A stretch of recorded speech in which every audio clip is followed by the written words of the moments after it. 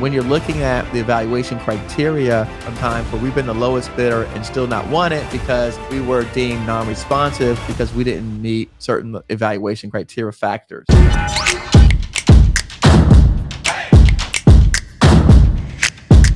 Everywhere in the blue, if you're a woman, if you have a certification, you have the opportunity to help the government decide whether or not they can put this out women-owned. They can put it out small business. They can put it out small disadvantaged business. They can put it out hub zone, veteran-owned. You have the chance when it's in blue to help shape the requirements. And so the government really does ask us, and I've been part of this process, how do we believe that it's best they shape the requirements? So this is the time when it's in blue to give the most feedback to the government. That's when you have the greatest opportunity to help shape the requirements. Once it gets in green, there's really nothing you can do. So once it's in green, there's really nothing that anyone could do. So what happens? Now it comes to green, and you guys all see it on sam.gov. And so now that it's in green, everyone sees it on sam.gov.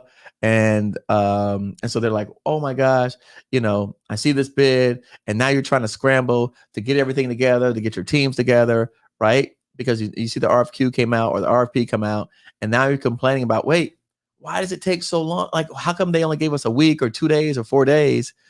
Because now it's in green. And so you want to pick up the phone and call the contracting person on the other line and ask questions about the opportunity. And that is not the time to do it, because now that it's solicited, the government cannot give any person, company an unfair advantage over the next.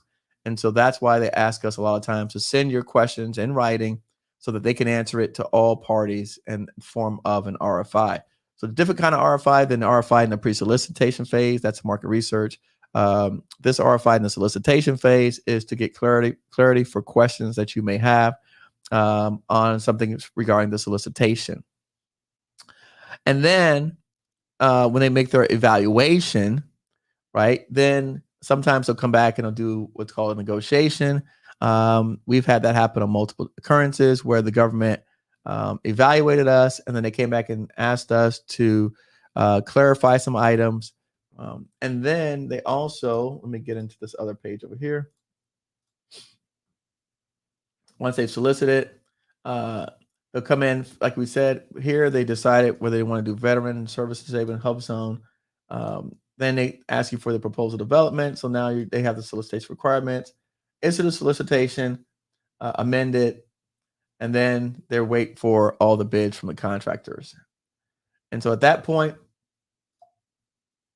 is when they actually do the negotiations and they make the awards. Go back over here. So now they're doing the evaluation of your proposals, right? They already have a process by which they're evaluating the teams. Sometimes, depending upon the type of work it is, like IT, you'll have to do oral presentations, right? So you have to actually go up there. You'll have to speak in front of the government. And that's a lot of fun. I've had situations where the government's called me over the phone and they asked us questions about our team. And so we had to discuss orally, and the call was being recorded, if we had the capabilities of doing what we said we could, and so forth. So again, sometimes they make awards without discussions. We've oftentimes had discussions, and then at that point, once they've made the award, then you could request a debriefing. And so again, why we're bringing this stuff up is because I had another student of mine that sent me an email that requested a debriefing, and the government said to them, did you want a pre-award debriefing? And so what happened was, because they had saw the pricing for the competitors' pricing that was lower than their pricing, they assumed that the government, they could request a debriefing because that the government had made an award. And the government had only showed them the pricing of what the price was of their price versus somebody else's price, but they had not officially made an award at that time. So again, when you're looking at the evaluation criteria, we've been on times where we've been the lowest bidder and still not won it because we were deemed non-responsive because we didn't meet certain evaluation criteria factors.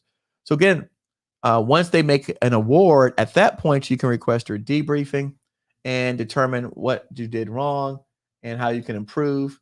And then from there, if you are the successful recipient,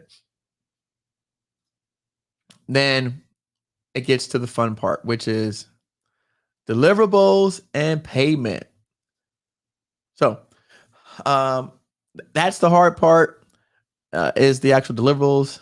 Getting paid is the easy part, but fulfilling the contract, doing it right, being responsive, and then closing out is where most of us fail.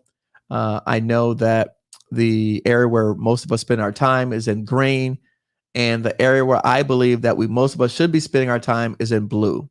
So again, if you ask me, Eric, where do I spend the majority of my time? I spend the majority of my time in the blue and in the orange section, because the green kind of sorts itself out. The orange section is where I get to shine and show the government that I'm a real badass.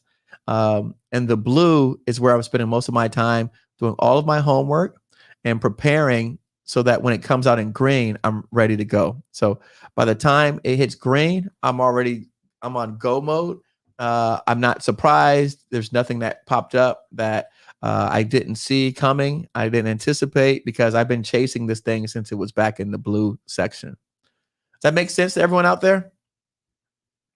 Yes? No? Maybe so?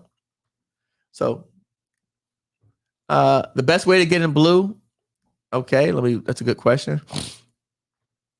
So we kind of brought it up earlier. The best way to get into the blue section, like we said, one is if you're looking at forecast list, if you're looking at sources sought, if you're looking at pre-solicitations, right?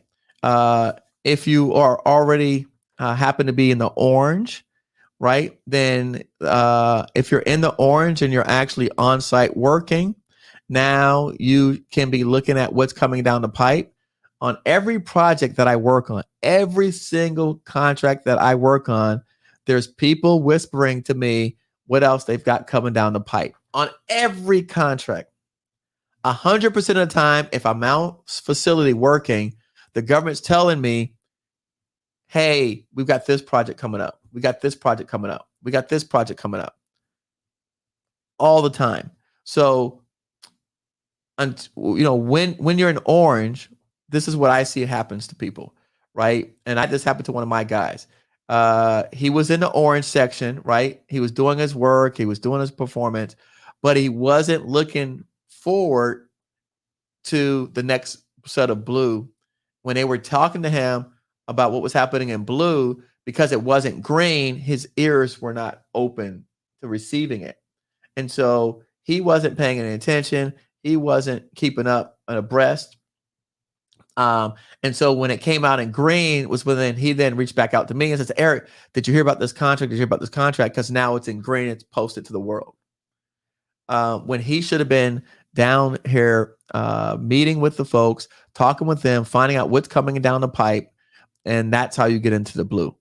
And so again, the other thing that, like I said, if you are not currently doing projects, then the best way to get into the blue is, like I said, looking at doing all of the homework first, doing your due diligence from FPDS, from USA Spending, looking at pulling down the subcontract, understanding the dynamics of your market, your competitors, understanding, for example, I can tell you there's certain IDIQs that I know of that's in my marketplace. I know when they expire. I've got them on a list. So I know when all those IDIQs are coming up for renewals. I know when the recompetes are happening. I know who has the IDIQs. I know the primes on the IDIQs, right? So knowing that I have, in terms of my market and what I'm chasing, I know all of the existing IDIQs, all of them. I know when they're coming up for renewal, right? That's all blue stuff. Okay, so if this IDIQ expires in 2024, well, we're in 2022. They're going to be trying it in 2023, looking forward to, okay, the recompete.